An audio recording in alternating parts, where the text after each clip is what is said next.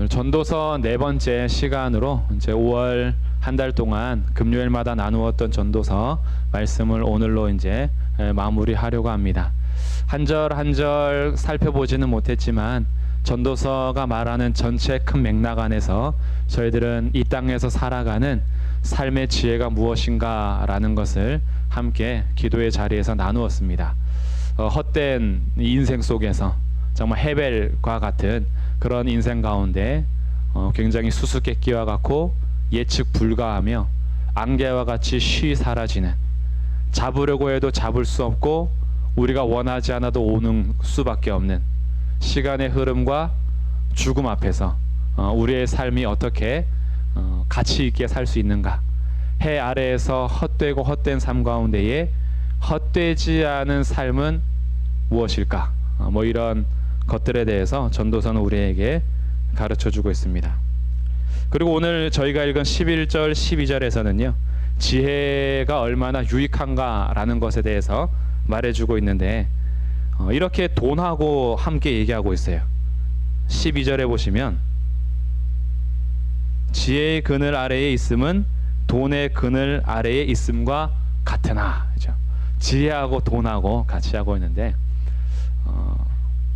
전도서에서는 이렇게 말해주고 있어요. 지혜만 가지고 있는 것보다는 지혜하고 돈을 가지고 있는 게 더 낫다. 좋죠? 지혜도 있고 돈도 있고, 돈만 가지고 있는 것보다는 돈과 지혜가 함께 있으면 그게 더 좋더라 라고 해서, 이 돈이라는 것 자체가 악하진 않기 때문에 돈도 하나님께서 우리 수고에 따라서 주시는 몫으로서 아름답게 쓰고 즐기게 되면은 그것 또한 우리에게 주신 선물로서 작은 것에서도 감사할 수 있고 베풀 수 있고 나눌 수 있어서 돈과 지혜가 함께 있다면 좋더라. 지혜와 돈이 함께 있어도 좋고요. 그런데 오늘 이 7장 12절에서 그런데 만약에 둘 중에 하나를 선택하라 그러면 돈보다는 지혜가 낫더라 이런 얘기예요. 왜냐하면 12절에서 지혜의 그늘 아래에 있음은 돈의 그늘 아래에 있음과 같으나, 여기까지는 뭐 일반인 것 같은데 지혜에 관한 지식이 더 유익한 것은 지혜가 그 지혜 있는 자를 살리기 때문이다. 지혜는 생명으로 연결할 수 있어요. 돈은 쓰는 것과 나누는 것으로서 물론 거기에 지혜가 담겨 있으면 생명이 흘러가겠지만, 진짜 그냥 물질과 재산과 지혜만 딱 뗐을 때는 지혜는 지혜를 가진 자에게 생명을 준다. 그래서 돈보다는 지혜가 더 낫다. 이제 우리는 아마 이렇게 기도할 거예요. 지혜도 주시고 돈도 주시죠.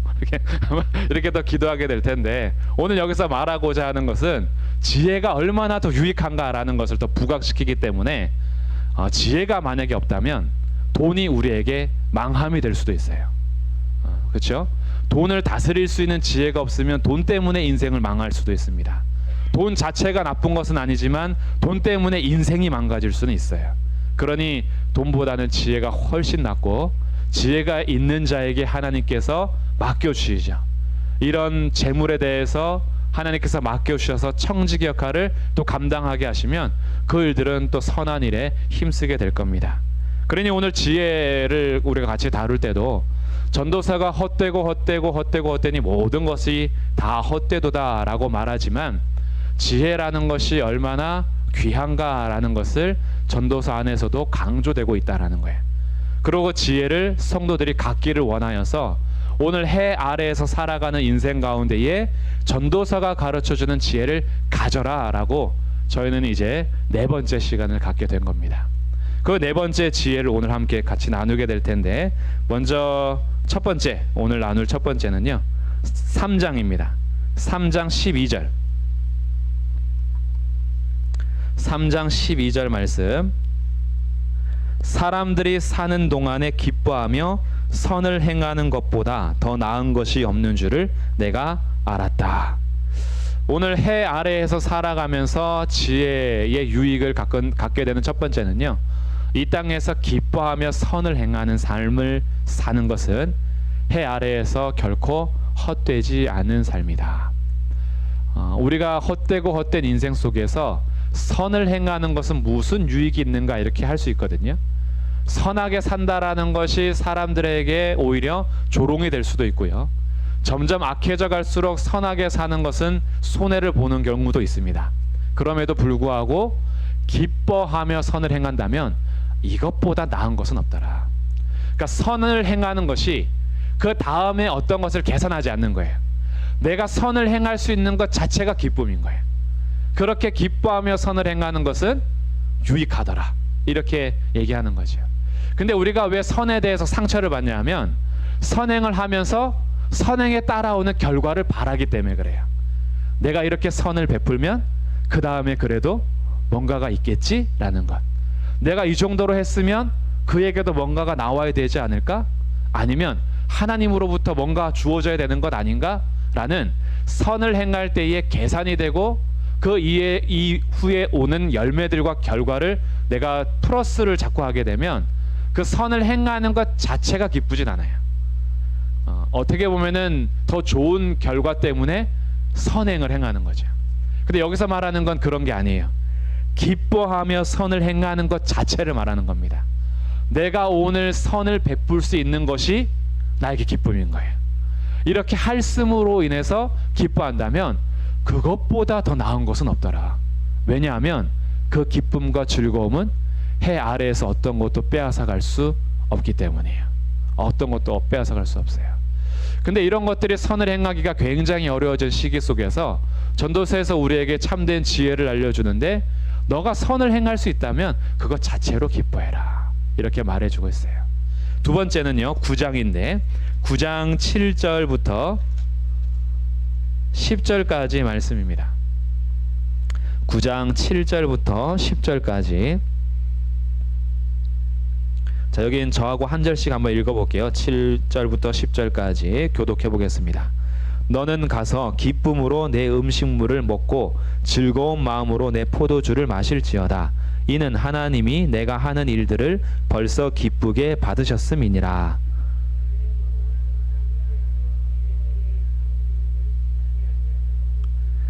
내 헛된 평생의 모든 날, 곧 하나님이 해 아래에서 내게 주신 모든 헛된 날에 내가 사랑하는 아내와 함께 즐겁게 살지어다. 그것이 내가 평생에 해 아래에서 수고하고 얻은 내 몫이니라. 내 손이 이를 얻는 대로 힘을 다하여 할지니라. 내가 장차 들어갈 수월에는 일도 없고 계획도 없고 지식도 없고 지혜도 없음이니라. 오늘 또 전도서에서 배우게 되는 지혜 두 번째도 맥락은 비슷합니다. 기쁨으로 일을 하라는 거예요. 기쁨으로.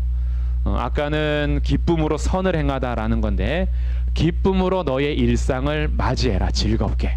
그래서 음식을 먹을 때도 즐거운 마음으로 먹고, 옷을 입을 때에도 즐거운 마음으로 입고, 그리고 이 헛된 평생의 날 동안 너와 함께한 아내, 이 아내를 조금 더 확대 해석하면 너와 가까이 있는 사람들을 소중히 여기고 함께 즐거움으로 잔치하며 사는 것, 서로 먹여주고 서로 나눠주고 서로 한식탁에 둘러앉아서 너에게 가까운 사람을 소중히 여길 줄 안다면 그것이 이 해 아래에서 아주 귀한 삶이야 라고 알려주는 거죠. 그래서 여기서도 일할 때도 어떻게 해요? 기쁨으로 일해라. 왜냐하면 어차피 죽음 이후에는 일이 없어, 이렇게 하는 거예요. 이 땅에 사는 동안에 하는 모든 일들을 너가 열심히 해라. 힘을 다하여 하면서 그 힘을 다하여 얻은 것을 가지고 즐겁게 음식을 먹고 즐겁게 옷을 입으며 즐겁게 소중한 사람들과 함께 나누면서 산다면 그것이 해 아래에서 살아가는 삶 속에서 유익하고 헛되지 않은 삶이다라는 것을 우리에게 알려줍니다. 이렇게 이 땅을 사는 동안에 기쁨으로 내게 주어진 삶을 받아들여라고 하는 이유는 죽음이 오기 때문에 그런 거예요. 전도서는 우리의 인생을 죽음이라는 것에 두고 우리의 인생을 다시 보는 겁니다. 제가 학창 시절에 많이 읽었던 분야들이 약간 이런 분야들이었어요. 어른들이 썼던 돌아보면서 썼던 책들, 노인이 되었을 때에 후회하는 거 있잖아요. 내가 젊을 때에 이런 걸 더 했으면 좋았을 걸. 제가 학창 시절에 읽었던 대목 중에 저의 학창 시절을 기준 삼게 했던 몇 가지 대목들이 있는데, 그 중에 하나가 내가 만약에 다시 학교를 돌아간다면 더 많이 놀 텐데. 저의 삶의 기준을 아주 즐겁게 해줬어요. 내가 다시 학창 시절로 간다면 더 많이 사고 칠 텐데.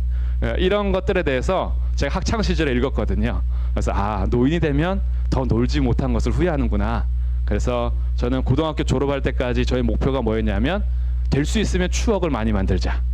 그래서 쉬는 시간마다 뭐 만들어서 하고 같이 무리지어서 놀고 방학 때 또 놀고 학교 다닐 때도 놀고 즐겁게 학창 시절을 보냈어요. 전 다시 가도 또 놀 거예요. 그렇게 우리 이 노인들이 어른들이 삶을 돌아보면서 한마디 한마디 해주는 것이요. 살아가는 젊은 사람들에게 있어서는 지금 살아내는 거기 때문에 당장의 눈앞의 것만 볼 수밖에 없어요. 근데 인생을 쭉 살아온 어른의 입장에서 그거 그렇게 중요한 거 아닌데, 그거 인생에서 그렇게 막 매달릴 거 아닌데, 근데 우리 젊은 사람들은 어쩔 수 없어요. 그게 전부로 보이니까. 이런 면에서 이 전도서는요, 우리 인생을 죽음에 놓고 인생을 다시 보니까 너 앞에 오늘 한 끼를 먹더라도 저녁 밥상에서 음식을 즐겁게 먹는 것, 그 기쁨 빼앗아갈 자가 없다. 지금 다른 사람이 소중한 것이 아니라 너하고 가까이 있는 사람들, 가까이 있는 사람들하고 함께 같이 마시고 먹을 수 있다면 그것만큼 좋은 게 없어. 그리고 지금 일할 수 있는 것, 지금 수고할 수 있는 것, 그 수고에서 너가 몫을 받는 것, 그것으로 인해서 같이 또 먹고 나눌 수 있다면 그게 인생에서 정말 귀한 것이야 라고 전도서에서 우리에게 지혜를 알려주는 거예요. 왜냐하면 재산을 모으고 열심히 해도 죽음 앞에서는 그거 다 헛된 거더라. 내가 앞으로 조금 더 하기 위해서 애쓰면서 지금에 먹을 것도 먹지 못하고 지금 함께하는 사람들을 소중히 여기지 못하면 죽음 앞에서 다 떠나고 난 이후에는 그거 아무것도 아니더라 라는 것들에 대해서 우리를 알려주기 때문에 전도서는 잔치집에 가는 것보다 초상집에 가는 것이 더 유익하다 이렇게 알려줘요.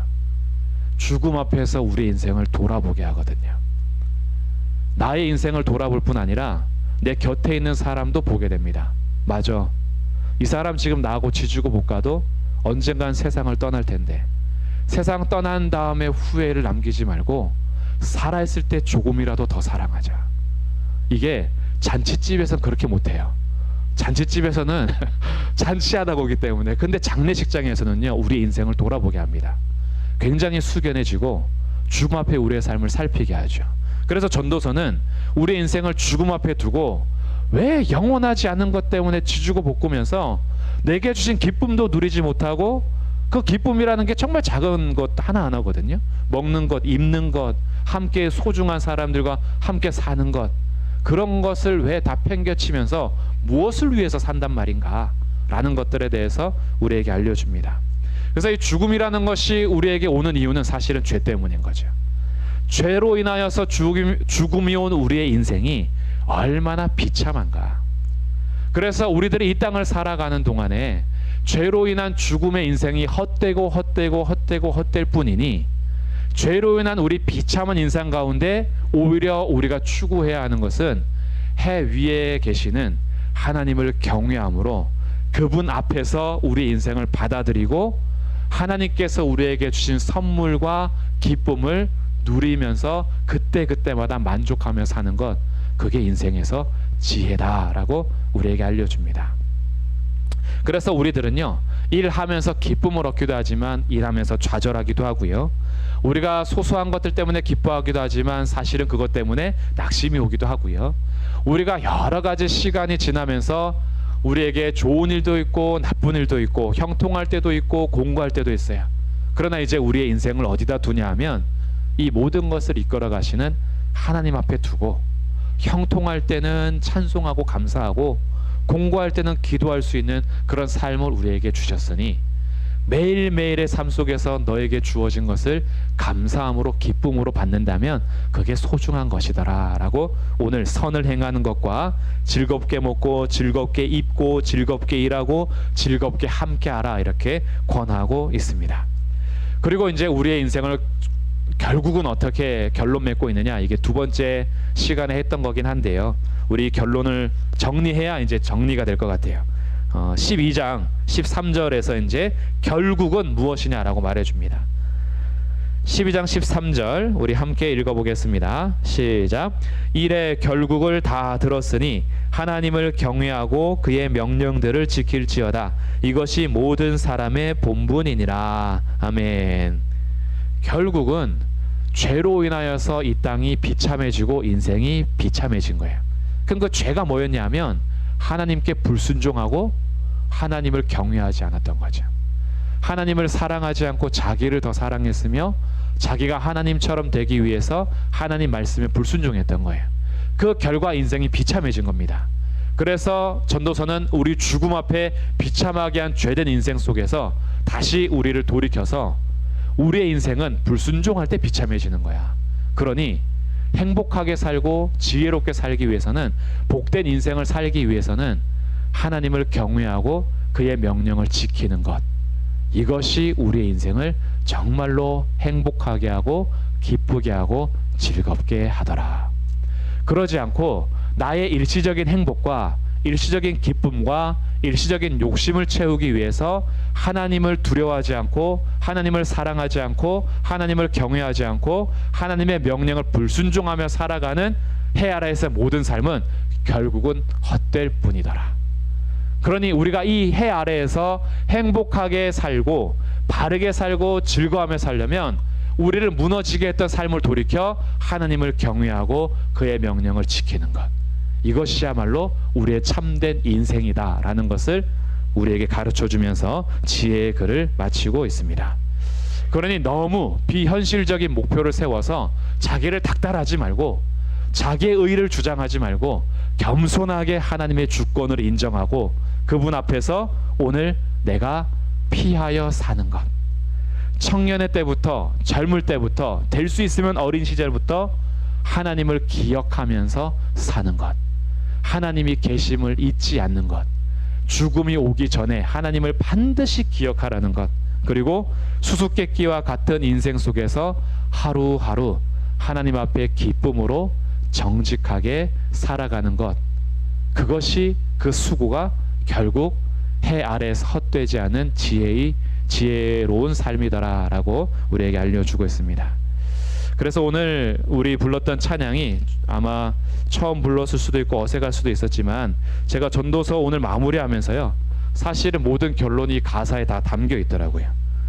그래서 이것이 전도서에서 말하는 진짜 행복이고 지혜겠구나. 이 세상은 화려한 삶을 말합니다.